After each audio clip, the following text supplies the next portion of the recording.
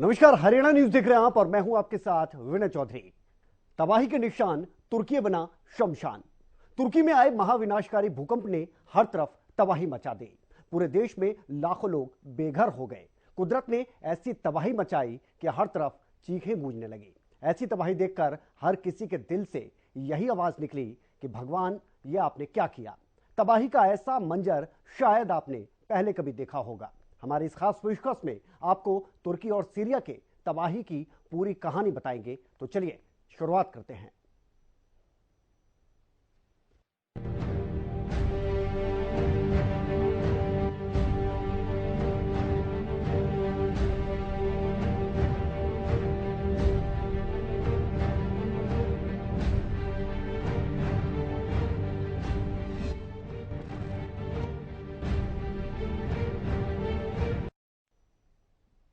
तो एशिया और यूरोप की सीमा पर बसे मुस्लिम देश तुर्की सीरिया पर सोमवार तड़के एक ऐसी आफत टूटी जिसने हजारों लोगों की जिंदगियां छीन ली।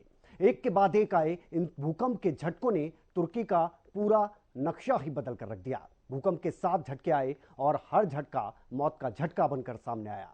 हजारों लोग काल के गाल में समा गए। भूकंप के कहर से जो लोग बच गए उनके लिए भी दिक्कतें बहुत ज्यादा बढ़ गई। तो चलिए आपको इस रिपोर्ट के जरिए बताते हैं कि कैसे कुदरत ने तुर्की और सीरिया पर कहर बरपाया।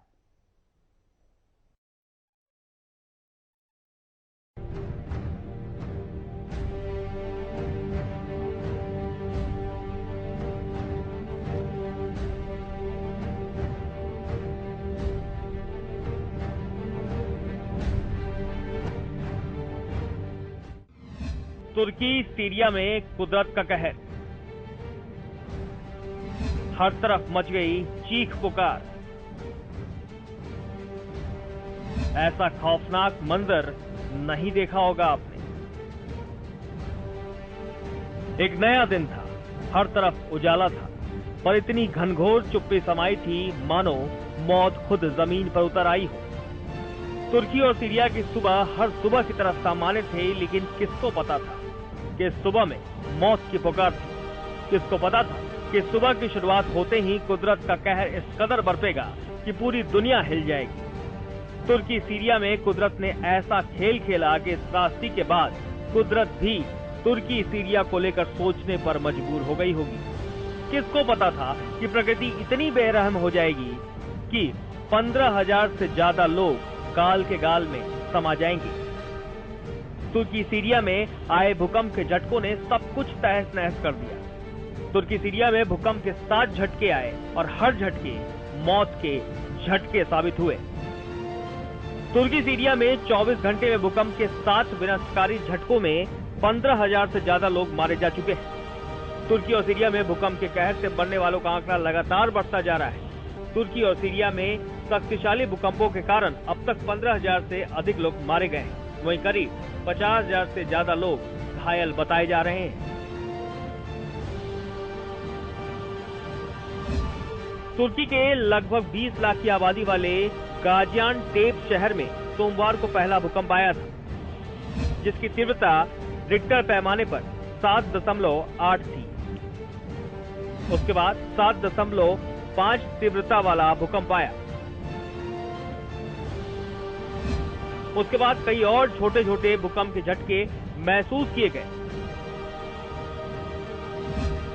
Geological survey of Denmark and Greenland के मुताबिक भूकंप के झटके ग्रीनलैंड तक भी महसूस किए गए।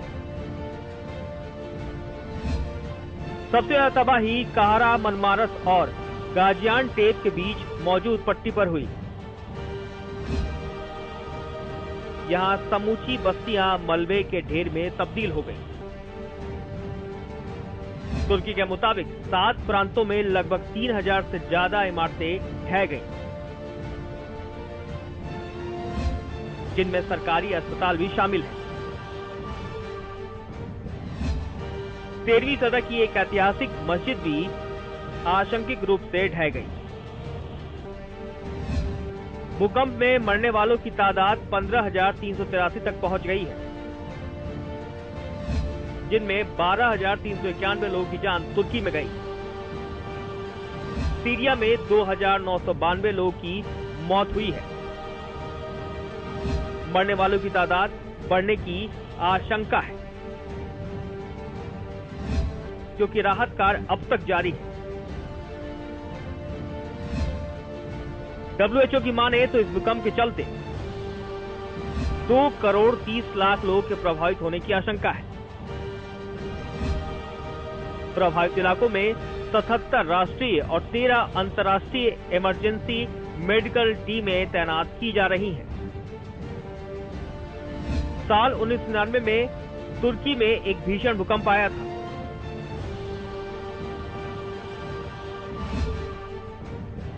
जिसमें 17,000 से ज्यादा लोगों की मौत हुई थी। इस भूकंप से उबर पाना तुर्की के लिए आसान नहीं था। बड़े पैमाने पर देश को आर्थिक नुकसान भी पहुंचा था। तत्कालीन सरकार ने भूकंप जैसी प्राकृतिक आपदा से निपटने के लिए और राहत कार्यों को अंजाम देने के लिए लोगों से भूकंप टैक्स वसूलना शुरू किया था। राहत शिविरों में रहने को मजबूर लोग अब सरकार पर सवाल उठा रहे हैं। भूकंप टैक्स को लेकर सरकार पर सवाल खड़े कर रहे हैं। ऐसे में राष्ट्रपति एर्दोगन की सरकार भूकंप टैक्स पर घिर गई है। विपक्ष के साथ साथ स्थानीय लोग सरकार से पूछ रहे हैं कि भूकंप टैक्स का पैसा कहां है और सरकार ने उसे कहां और कब खर्च किया। सरकार को सीधे तौर पर कटघरे में खड़ा कर उनसे सवाल पूछे जा रहे हैं कि 88 अरब लीरा की वो धनराशि कहां गई, जिससे कई दशक से भूकंप टैक्स के नाम पर वसूला जा रहा है। आपको बता दें कि लीरा तुर्की की मुद्रा का नाम है। ऐसे में आपका जानना जरूरी है कि क्या है भूकंप टैक्स। साल 1999 में तुर्की में एक भीषण भूकंप आया था, जिसमें 17,000 से ज्यादा लोगों की मौत हुई थी। इस भूकंप से उबर पाना तुर्की के लिए आसान नहीं था। बड़े पैमाने पर देश को आर्थिक नुकसान भी पहुंचा था। तत्कालीन सरकार ने भूकंप जैसी प्राकृतिक आपदा से निपटने और राहत कार्य को अंजाम देने के लिए लोगों से भूकंप टैक्स वसूलना शुरू किया था। तब से लगातार ये टैक्स लोगों से वसूला जा रहा है। फिलहाल इसकी धनराशि की अनुमानित राशि 88 अरब लीरा यानी 4.6 अरब डॉलर बताई जा रही है। इस टैक्स को आधिकारिक तौर पर स्पेशल कम्युनिकेशन टैक्स कहा जाता है, लेकिन सरकार ने आज तक कभी यह सार्वजनिक नहीं किया। ये नहीं बताया गया कि इस धनराशि का इस्तेमाल किस तरह किया गया। भूकंप टैक्स फंड को लेकर सरकार के खिलाफ मोर्चा खोल दिया गया है। सरकार पर आरोप लगाए जा रहे हैं कि भूकंप टैक्स के नाम पर इकट्ठा की गई अधिकांश धनराशि उस उद्देश्य के लिए खर्ची नहीं की गई जिस नाम पर लोगों से वसूली जाती रही। सरकार ने इतने सालों में कभी नहीं बताया कि ये पैसा कहां और कब खर्च किया गया। एक रिपोर्ट के मुताबिक सरकार पर कई आरोप लगाए गए हैं। सरकार भूकंप से शहरों और गांवों को बचाने के लिए इकट्ठा कर रहे भूकंप टैक्स का दुरुपयोग कर रही है, ऐसा आरोप लगाया गया है। आरोप है कि इस फंड का इस्तेमाल शहरों के विकास और भूकंप प्रभावित क्षेत्रों में आपदा से बचाव में किया जाना था, लेकिन इस धनराशि का एक बड़ा हिस्सा अन्य उद्देश्यों पर खर्च किया गया। साथ ही ये धनराशि सरकार के करीबी बिल्डरों को ट्रांसफर कर दी गई। 2019 में उन्होंने भूकंप टैक्स से इकट्ठा हुई धनराशि को सरकार ने जहां जहां खर्च किया है उसका ब्यौरा तत्कालीन वित्त मंत्री को सौंपा था। यह जांच रिपोर्ट बाद में तुर्की के गृह मंत्रालय को सौंपी गई, लेकिन वहां से जवाब आया कि उन्हें इसकी कोई जानकारी नहीं है। एक तरफ कुदरत के कारनामे ने तुर्की और सीरिया को हिलाकर रख दिया है, तो वहीं इस त्रासदी पर भी सियासत का खेल खेला जा रहा है। बहरहाल WHO के मुताबिक मौत का आंकड़ा बढ़ सकता है। इस त्रासदी को देखने के बाद ये कहना गलत नहीं होगा कि प्रकृति जब रूठती है तो तबाही मचा देती है, और इसका जीता जागता उदाहरण तुर्की सीरिया है। News desk, Haryana news.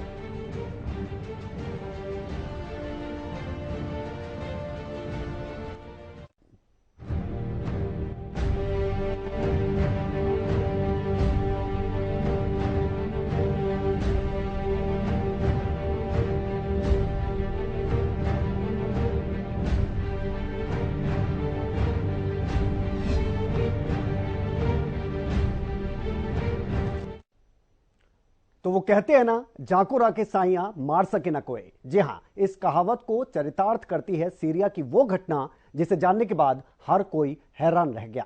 जहां एक तरफ हजारों लोग मलबे में दबकर जिंदगी से लड़ रहे थे, तो वहीं दूसरी तरफ इसी त्रासदी के बीच एक नई जिंदगी की शुरुआत हुई। एक नन्ही सी जान ने इस त्रासदी के बीच ही जन्म लिया। इस त्रासदी के बीच ऐसी ऐसी घटना हुई जिसने दिल को झकझोर कर रख दिया।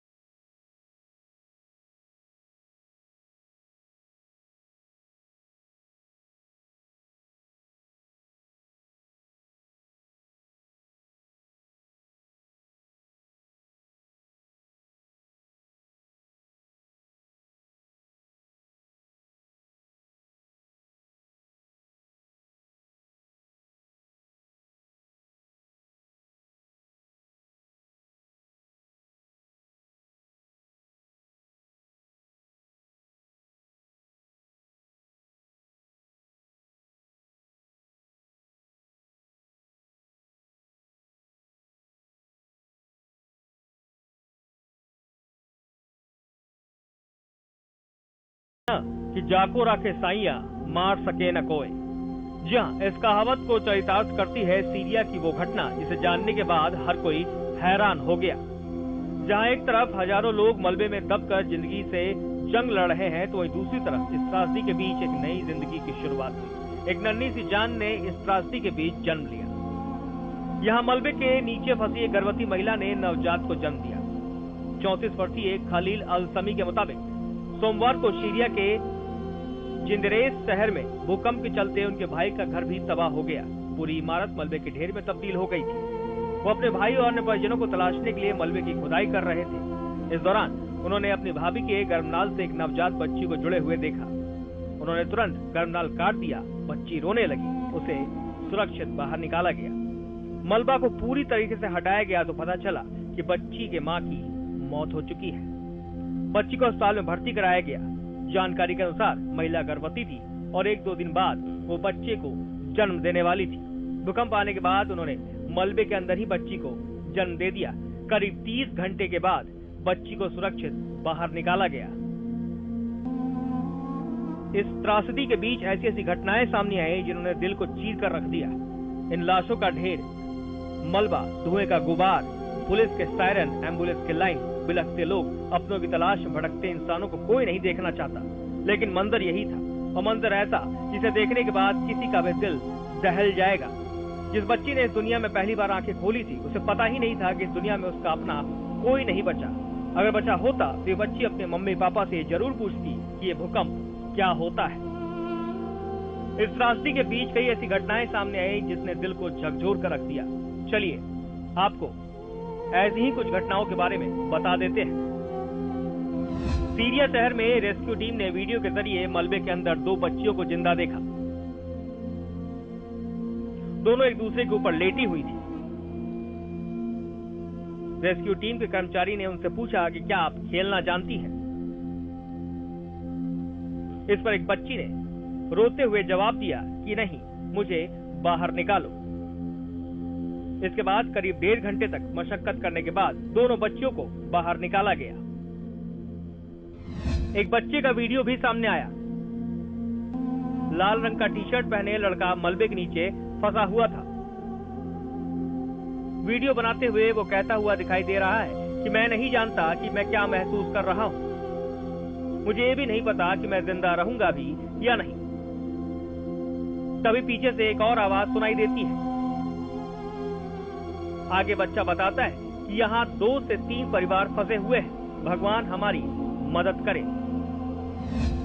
इसी बीच तुर्की सीरिया सीमा पर स्थित सीरियाई शहर राजो के करीब बनी एक जेल से इस्लामिक स्टेट के 20 से ज्यादा आतंकी भाग गए। जेल कैदियों और सुरक्षाकर्मियों के बीच संघर्ष हुआ और कैदियों ने नियंत्रण अपने हाथ में ले लिया। इसके बाद सैकड़ों कैदी भाग गए। भूकंप के झटकों ने भूमध्य सागर में स्थित तुर्की के इस्कंदरेन बंदरगाह पर रसायनों और अन्य ज्वलनशील पदार्थों से भरे विशाल कंटेनरों को खिलौनों की तरह उछालकर बुरी तरह उलट-पलट कर दिया। उनमें भयानक आग लग गई, जिसके बाद बंदरगाह बंद कर दिया गया। ठंड की वजह से रेस्क्यू ऑपरेशन में दिक्कत आ रही है। बर्फबारी की वजह से बचाव कार्य प्रभावित हो रहा है। इसके अलावा पीड़ितों को भी दिक्कतों का सामना करना पड़ रहा है। लोग मस्जिदों या स्कूलों में शरण ले रहे हैं। लोग अपनी जिंदगी बचाने के लिए संघर्ष कर रहे हैं। ऐसे में हर कोई दुआ यही कर रहा है कि हर जिंदगी सलामत रहे और अब मौत का आंकड़ा न बढ़े। News desk, Haryana news.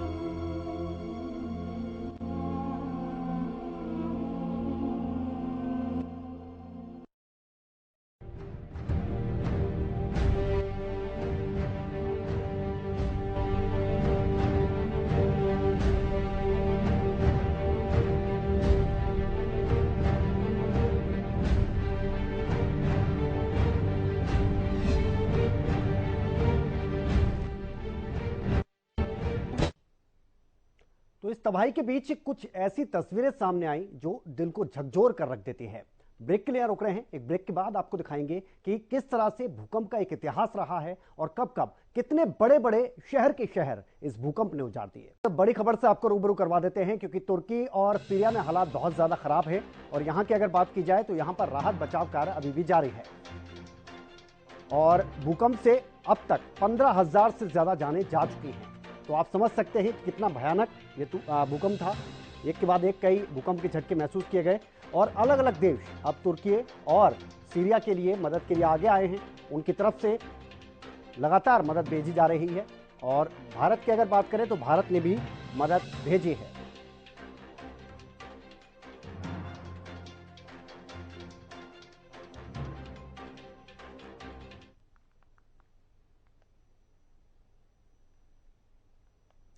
तो आपको अब ये बता देते हैं कि दुनिया का सबसे भयानक जो भूकंप था वो कब आया और क्या आपने कभी सोचा है कि भूकंप आते क्यों हैं। तो इस रिपोर्ट के जरिए हम ये आपको दिखाते हैं कि ये जो भयानक भूकंप की हम बात कर रहे हैं, त्रासदी की हम बात कर रहे हैं बार बार, वो कैसे होती है, क्यों बार बार आते हैं और क्यों बार बार शहर के शहर तबाह हो जाते हैं।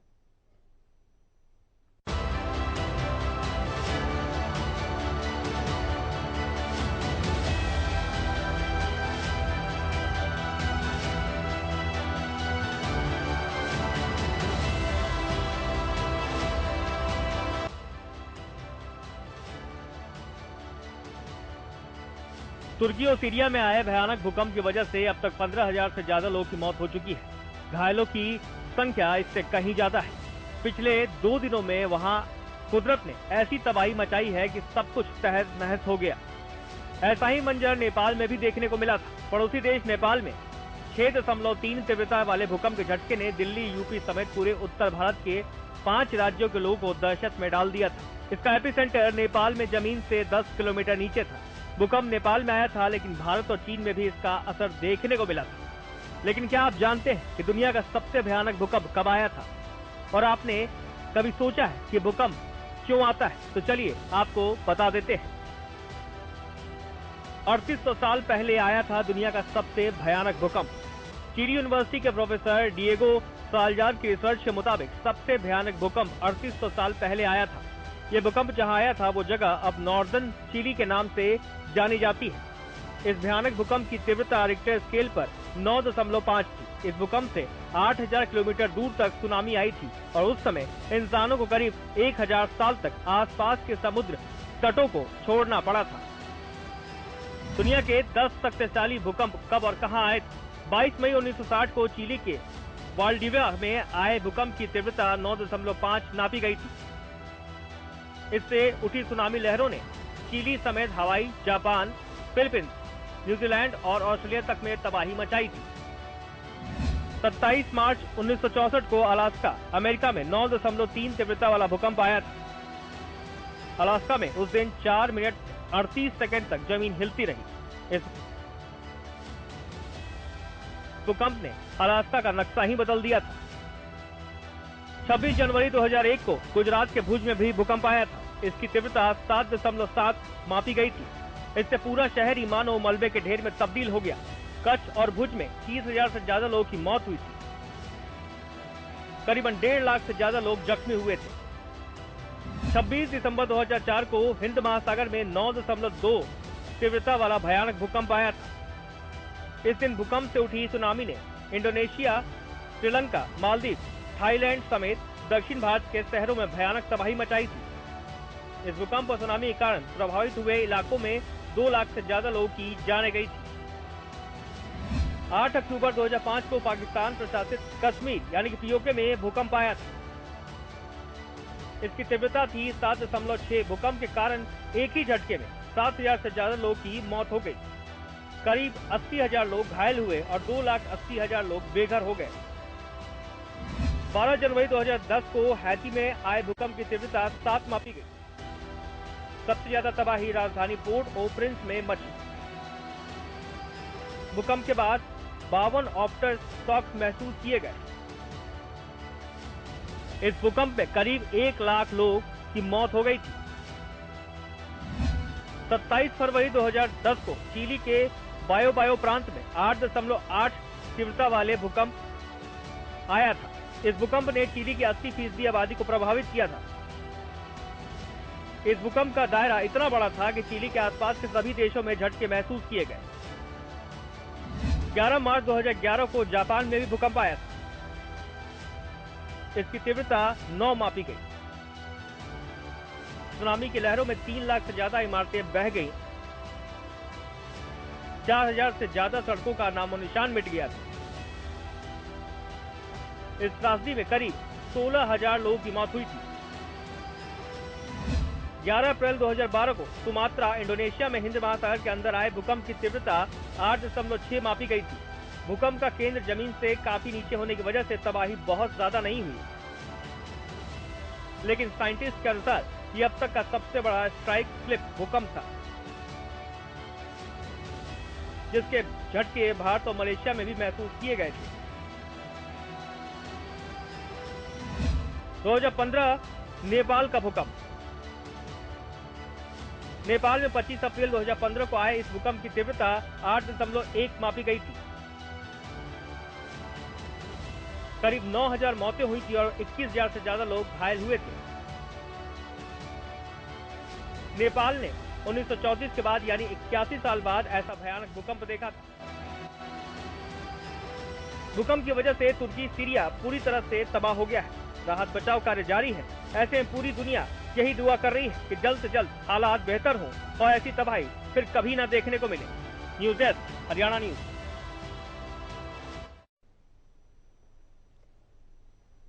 तो तबाही का ये मंजर देखने के बाद पूरी दुनिया हिल गई। ऐसे में हमारे देश ने भी मदद के लिए हाथ आगे बढ़ाया है और हर कोई यही दुआ कर रहा है कि तुर्की और सीरिया में हालात जल्द से जल्द बेहतर हो जाएं। फिलहाल हमारी खास पेशकश में इतना ही। आप बने रहिए हरियाणा न्यूज़ के साथ। नमस्कार।